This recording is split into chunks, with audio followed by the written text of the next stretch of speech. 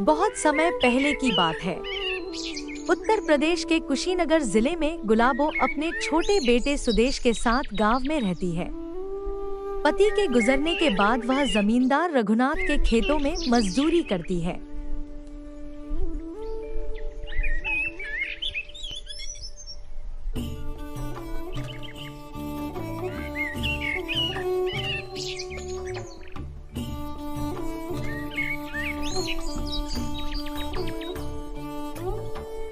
सुदेश, बस तुम्हारी पढ़ाई पूरी हो जाए, फिर हमारी जिंदगी बदल जाएगी।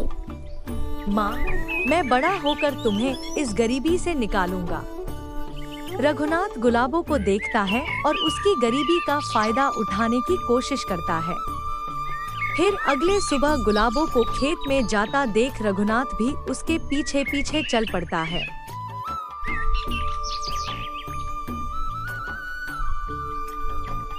और खेत में पहुंचने के बाद रघुनाथ गुलाबो से कहता है कि गुलाबो, अगर तुम मेरी बातें मानोगी तो तुम्हारी गरीबी दूर हो जाएगी। मालिक, मैं अपनी मेहनत और ईमानदारी से जीना चाहती हूँ।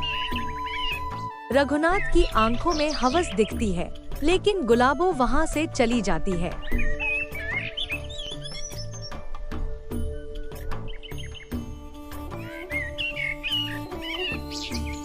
अब रघुनाथ गुलाबो को झूठे कर्ज के जाल में फंसाने की कोशिश करता है और अगली सुबह वह गुलाबो के घर पहुंच जाता है।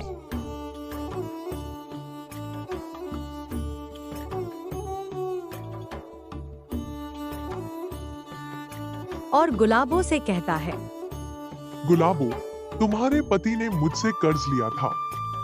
अगर तुम उसे चुकाना चाहती हो तो मेरे घर पर काम करना होगा। गुलाबो मजबूरी में रघुनाथ के घर पर काम करने जाती है। अब यही उसका रोजाना का काम हो गया। रोज सुबह वह अपने घर का सारा काम कर लेती, फिर वह रघुनाथ के घर काम करने चली जाती थी। ऐसे ही कुछ दिन बीतने के बाद एक दिन रघुनाथ जबरदस्ती करने की कोशिश करता है। फिर गुलाबो कहती है, मालिक, ये अन्याय मत कीजिए, भगवान से डरिए। अब रघुनाथ को इस बात पर गुस्सा आ जाता है और वह गुस्से में गुलाबो से कहता है, अगर तुमने किसी को बताया तो मैं तुम्हारे बेटे को मरवा दूंगा। गुलाबो तो डर के मारे चुप रहती है, लेकिन सुदेश ये सब देख लेता है। सुदेश वहाँ से दौड़कर गांव के एक पंडित जी के पास आता है।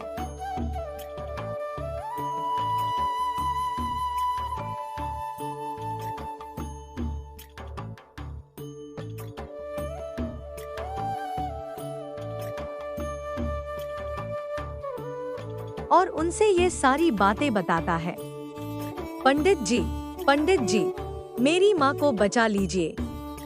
अब पंडित जी गुलाबो के पास जाते हैं और गुलाबो को हिम्मत देते हैं और गुलाबो से कहते हैं, बेटी, सच की लड़ाई कभी मत छोड़ना, मैं तुम्हारे साथ हूँ।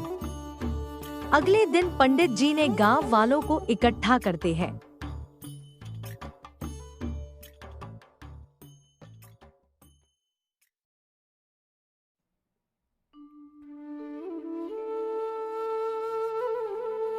और राजा की बेटी विधि के पास फरियाद लेकर जाते हैं और राजकुमारी से कहते हैं, राजकुमारी, जमींदार रघुनाथ ने गुलाबो पर अत्याचार किया है, कृपया करके न्याय कीजिए। अब राजकुमारी मामले की जांच कराती है। इधर गुलाबो किसी तरह हिम्मत करके सबके सामने सच्चाई बताती है और राजकुमारी से कहती है, महारानी, मैं गरीब जरूर हूँ, लेकिन अपनी इज्जत बचाने के लिए लड़ सकती हूँ। बस अब राजकुमारी को इस बात पे गुस्सा आ जाता है और वह रघुनाथ को दरबार में बुलाती है और रघुनाथ से कहती है, रघुनाथ, तुम्हें अपने कर्मों का फल जरूर मिलेगा। साक्ष्य और गवाहों के आधार पर रघुनाथ को दोषी ठहराया जाता है रघुनाथ को उसकी जमीन छीनकर गरीबों में बांट दी जाए और उसे उम्र कैद दी जाए। गुलाबो और सुदेश को उनकी जमीन वापस फिर से लौटाई जाती है। फिर गुलाबो सुदेश से कहती है, सुदेश, आज सच और हिम्मत ने मेरी जिंदगी बदल दी। माँ, अब कोई तुम्हारे साथ अन्याय नहीं करेगा। कहानी सिखाती है कि गरीबी या मजबूरी किसी को अन्याय सहने के लिए मजबूर नहीं कर सकती। सच, साहस और न्याय से किसी भी अत्याचार का सामना किया जा सकता है।